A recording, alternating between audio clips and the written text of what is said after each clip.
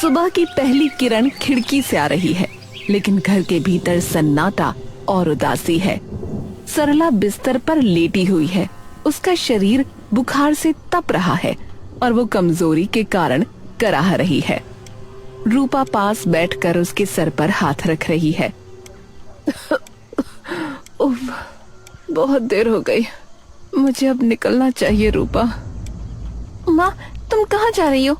देखो तो तुम्हें कितना तेज बुखार है। आज तुम कहीं नहीं जाओगी। नहीं रे बेटी, अगर आज नहीं गई तो मालकिन बहुत गुस्सा करेंगी। काम नहीं करूंगी तो घर में चूल्हा कैसे जलेगा? ये तो चिंता मत कर, मैं ठीक हूँ। लेकिन माँ, तुमने रात से कुछ खाया भी नहीं है, कम से कम थोड़ा पानी तो पी लो। नहीं माँ, वक्त नहीं है रे, देर हुई तो साहब चिल्लाएंगे। मैं जाकर जल्दी काम खत्म करके आती हूँ, तो अपना ख्याल रखना। सरला लड़खड़ाते कदमों से घर से बाहर निकल जाती है। रूपा दरवाजे पर खड़ी उसे बेबसी से देखती रहती है।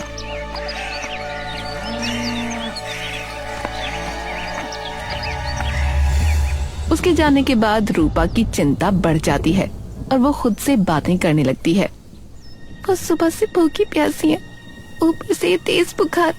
अगर काम करते करते उन्हें कुछ हो गया तो मेरा क्या होगा? नहीं, अब मैं यहाँ हाथ पर हाथ धरकर नहीं बैठ सकती। मेरा मन बहुत घबरा रहा है। मुझे अभी माँ के पास जाना होगा, अभी।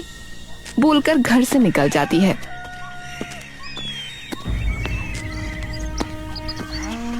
रास्ते में जाते जाते बोलती है।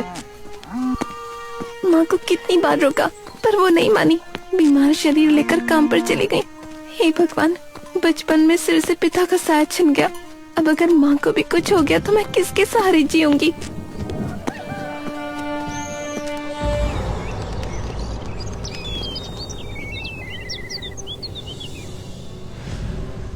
कामिनी के आलीशान कमरे में सरला कमजोरी के कारण कांपते हाथों से सफाई कर रही है। कामिनी सोफे पर बैठी नफरत भरी नजरों से उसे देख रही है। बस यही समस्या तुम जैसे लोगों की। काम करने आती हो या इसे अपने मामा का घर समझ रखा है? नहीं छोटी मालकिन, ऐसी बात नहीं है। तो फिर क्या बात है? एक बात कान खोलकर सुन लो कि काम की जगह है। तनख्वाह के वक्त तो सबसे पहले अपने हाथ फैला देती हो और काम के वक्त सिर्फ काम चोरी। मालकिन, सुबह से तबीयत बहुत खराब थी। आज नींद खुलने में भी देर हो गई, इसलिए आने में। बहाने मत बनाओ। सिर्फ मेरा कमरा सजाने में तुमने 2 घंटे लगा दिए। अगर सारा दिन यहीं लगा दोगी तो घर के बाकी काम क्या तुम्हारा बाप करेगा? मुझे माफ कर दीजिए मालकिन, आगे से कभी देरी नहीं होगी। आप फिक्र मत कीजिए, मैं अभी सारा काम खत्म कर देती हूँ। इसे भूल नहीं अपराध कहते हैं सरला। सुना है तुम्हारी एक जवान बेटी है, अब से उसे काम पर भेजोगी? रूपा, नहीं मालकिन, वो तो अभी बच्ची है। जब पता है कि तुम 2 दिन बाद बीमार पड़ जाती हो तो उस लड़की को घर में बिठाकर क्यों खिला रही हो? मेरी बात का पालन होना चाहिए, वरना इस महीने एक फूटी कौड़ी नहीं मिलेगी। मालकिन, मैंने उसे कभी किसी के घर काम पर नहीं भेजा। मैं सालों से आपके यहाँ काम कर रही हूँ, पर मैं नहीं चाहती कि मेरी बेटी दूसरों के घर काम करे। बड़ी आई आत्मसम्मान वाली। काम वाली होकर इतनी ऊंची बातें। जब इतना ही सम्मान प्यारा है तो यहाँ काम करने क्यों आती हो? घर पर बैठी रहो। मालकिन, कृपया शांत हो जाइए, मुझ पर थोड़ी दया कीजिए। मैं वादा करती हूँ ऐसी गलती दोबारा नहीं होगी। चुप रहो, मुझे वादा करने की हिम्मत मत करना, बस काम पर ध्यान दो। इसी वक्त रूपा वहाँ पहुँचती है और अपनी माँ का अपमान देखकर उसका दिल दहल जाता है। कामिनी की नजर जब रूपा पर पड़ती है तो वो उसकी सुंदरता देखकर जलने लगती है। रूपा अपनी माँ के सम्मान के लिए खुद काम करने को तैयार हो जाती है। छोटी मालकिन, माँ से आप ये कैसी बातें कर रही हैं? और मेरी माँ ने आपको ऐसा क्या वादा दिया है कि आप इस तरह गुस्सा हो रही हैं? तू कौन है? तुझे पहचाना नहीं? और तू सरला को माँ कह के क्यों बुला रही है? क्या तू सरला की वही बेटी है? हाँ छोटी मालकिन, यही मेरी बेटी है। और तू यहाँ क्यों आई है बता तो? तुझे कितनी बार कहा है मैं जहाँ काम करती हूँ वहाँ तू मत आया कर। अब घर चली जा, जा घर जा, मैं काम खत्म करके आती हूँ। सरला की बेटी इतनी सुंदर है कि देखकर मैं तो हक्की बक्की रह गई। इतना गरीब होकर भी इतना रूप कैसे आया इसे? इसे देखकर तो मेरा सिर ही घूम गया। इतनी सुंदर। सुन रूपा, कल से अपनी माँ को काम पर ना भेजकर तू काम पर आएगी। बूढ़ी बीमार माँ से काम कराते हुए शर्म नहीं आती तुझे? शरीर और कदकाठी से तो तू कम नहीं दिखती, काम नहीं कर सकती क्या? छोटी मालकिन, मैं तो काम करना ही चाहती हूँ, लेकिन माँ मुझे काम पर नहीं आने देती। असल में माँ मुझसे बहुत प्यार करती है, इसीलिए ना। लेकिन माँ, एक बात सुनो, कल से मैं काम पर आऊंगी, तुम घर पर रहोगी। नहीं रे रूपा, ये नहीं हो सकता। तुझे मैं कभी भी दूसरों के घर काम करने नहीं भेज सकती। तुम मुझे ये बात कभी मत कह, मैं ये नहीं सहन कर सकती। माँ, अगर मुझे मना किया तो मेरा कुछ बुरा हो जाएगा। अब तुम घर जाओ माँ, बाकी काम मैं करूँगी। ठीक है, जब तुमने अपनी कसम दे ही दी है तो फिर मना नहीं कर सकती। तो फिर काम कर लेना। बहुत धन्यवाद माँ, तुम्हारी बात सुनकर बहुत खुशी हुई। बाप रे बाप, यात्रा का मंच शुरू कर दिया तुम लोगों ने। तुम लोग काम करने वाले या मैं करने वाली हूँ? जा जा, जो जहाँ है जाकर काम कर। यहाँ खड़े होकर नाटक करने की जरूरत नहीं है। और सुन सरला, तुझे भी अब यहाँ रहने की जरूरत नहीं है, घर चली जा।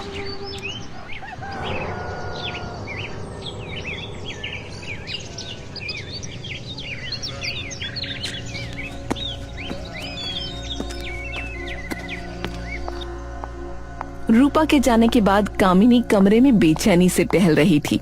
उसके चेहरे पर जलन साफ दिख रही थी। उसकी माँ पास ही बैठी उसे उकसा रही है। माँ, एक बात सच सच बताओगी, बिना किसी लाग लपेट के?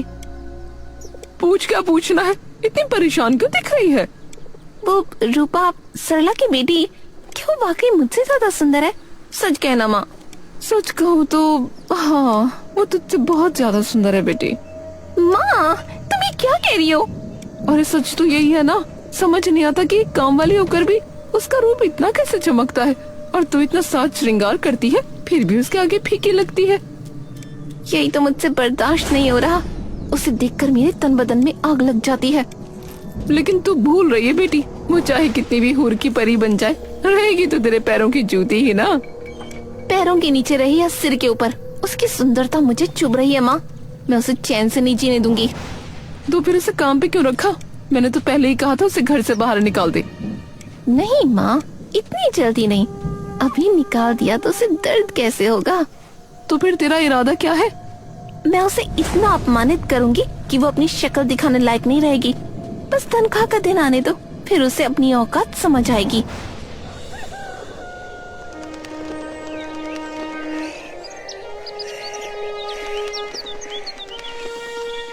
घर में गरीबी का साया अभी गहरा है और सरला थकी हुई ही पास बैठी है, पर दोनों के दिलों में एक दूसरे के लिए बहुत प्यार है। माँ, आज खेतों पर जाना जरूरी है, फसल देखनी होगी। घर में भी राशन खत्म है। सोच रही हूँ कासिम चाचा से कुछ उधार मांग लूं।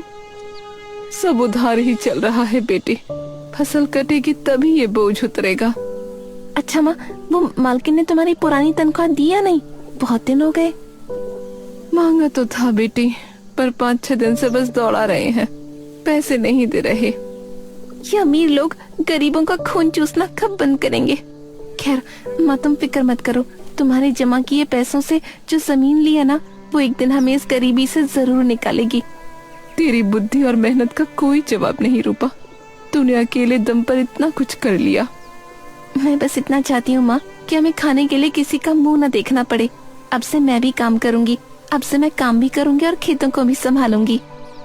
पर तू थक जाएगी रे, इतना बोझा कैसे उठाएगी? आज तेरे पिता होते तो तुझे ये सब न करना पड़ता। मुझे पिताजी की बहुत याद आती है माँ, पर उनकी सूरत धुंधली हो गई है। वो तुझे लक्ष्मी माँ कहते थे, हमेशा कहते थे कि मेरी बेटी एक दिन सबका नाम रोशन करेगी। वो आज भी तुझे ऊपर से देख रहे होंगे बेटा। पिताजी हमेशा मेरे दिल में है माँ। अच्छा, खाना ढककर रख दिया है, तुम खा लेना। मैं जरा खेतों की तरफ चक्कर लगा कर आती हूँ। ठीक है री, संभल कर जाना, अंधेरा होने से पहले लौट आना।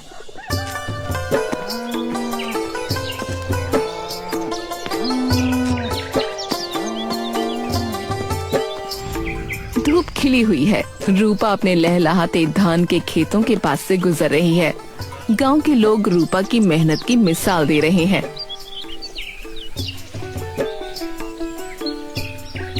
अरे वाह रूपा, इस बार तो तेरे खेत के धान ने पूरे गांव को पीछे छोड़ दिया है बेटा। मान गए तेरी मेहनत को। सब ऊपर वाले की दया है कमल चाचा, आप सबकी दुआओं का फल है। पर बेटी एक बात माननी पड़ेगी, तूने एक लड़की होकर अकेले दम पर घर और खेत दोनों को जिस तरह से संभाला है वो कोई मर्द भी नहीं कर पाता। हाँ। हालात सब सिखा देते हैं चाचा, पिताजी नहीं है तो मुझे तो खड़ा होना ही था ना। बस आप लोग अपना आशीर्वाद बनाए रखें। अच्छा चाचा, मैं दुकान जा रही हूँ।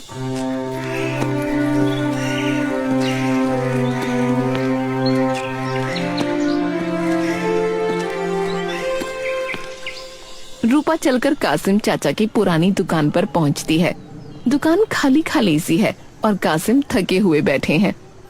अब आ गई रूपा बेटी, पर आज तुझे देने के लिए दुकान में कुछ है नहीं।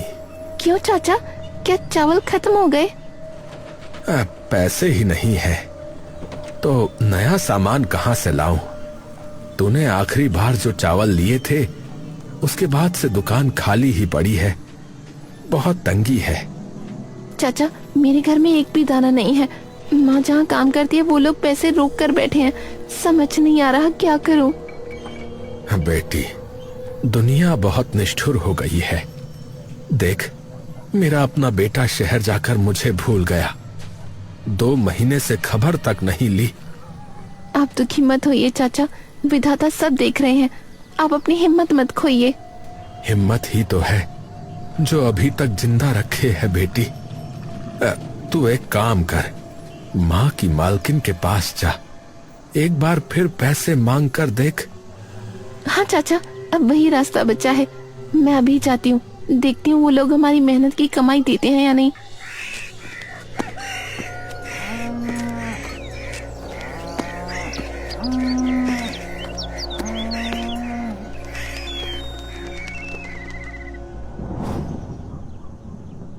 भारी मन और खाली पेट के साथ रूपा कामिनी के आलीशान बरामदे में खड़ी है। उसकी आंखों में उम्मीद है कि आज पैसे मिलेंगे तो बीमार माँ के लिए दवा और घर के लिए राशन लाएगी, लेकिन उसे क्या पता था यहाँ उसकी गरीबी का तमाशा बनाया जाएगा। छोटी मालकिन, बहुत मुसीबत में हूँ, माँ बहुत बीमार है, कृपया हमारे पैसे दे दीजिए। ए लड़की, तेरी हिम्मत कैसे मुझे छूने की? माफ कर दीजिए मालकिन, पर घर में दाना नहीं है। माँ ने महीनों तक यहाँ पसीना बहाया है, बस उसकी मेहनत का हक मांग रही हूँ। हक? कैसा हक? तुझे पैसे चाहिए? ये ले पैसे।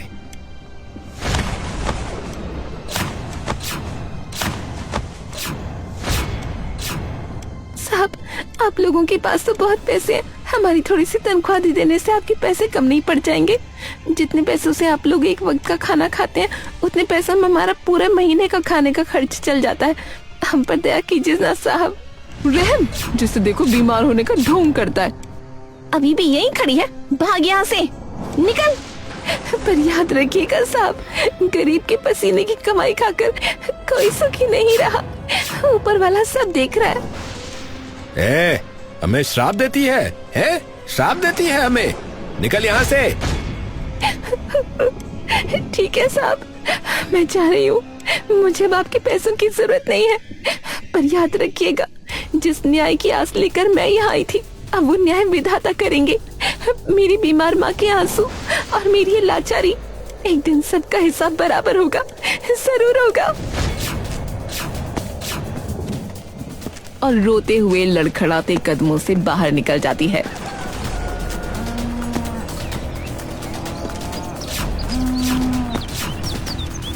पीछे से कामिनी और उसका परिवार हंस रहे हैं। अचानक शहर के बड़े अधिकारियों की गाड़ियां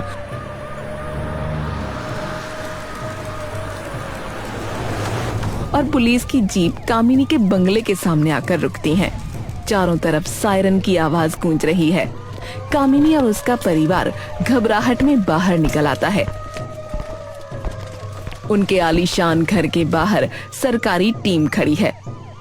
मिस्टर, आपके पास इस घर को खाली करने के लिए मात्र 30 मिनट हैं। ये पूरी जमीन सरकारी है और यहाँ अवैध कब्जा किया गया है।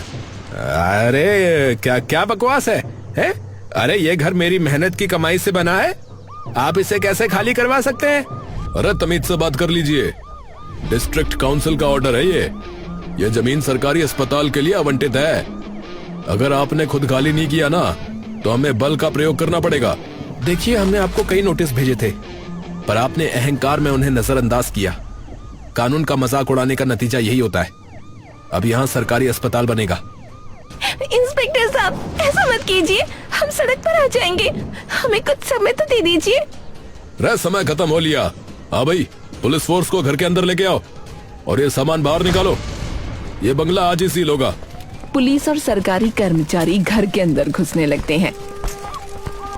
कामिनी का परिवार बेबस होकर चिल्लाने लगता है। पिताजी, कुछ कीजिए, हमारा राजमहल हमारे हाथों से निकल रहा है। पिताजी, आप चुप क्यों हैं? बोलिए ना। सब खत्म हो गया। सब खत्म हो गया। विधाता का न्याय। हाय, गरीब की हाय लग गई हमें। गरीब की हाय लग गई।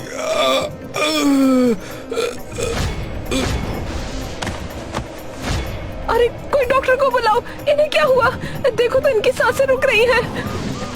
पिताजी, आंखें खोलिए। सब देखो, मेरे पिताजी को क्या हो गया? कोई मदद करो, मदद करो। जब तुम लोग दूसरों को फिर घर से बाहर निकाल रहे थे तब तुमने मदद और इंसानियत के बारे में नहीं सोचा था, हैं?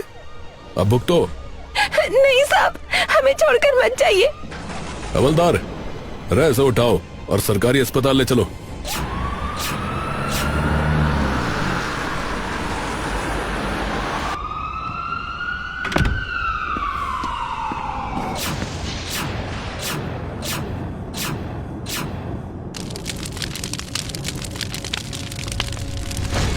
रात का अंधेरा है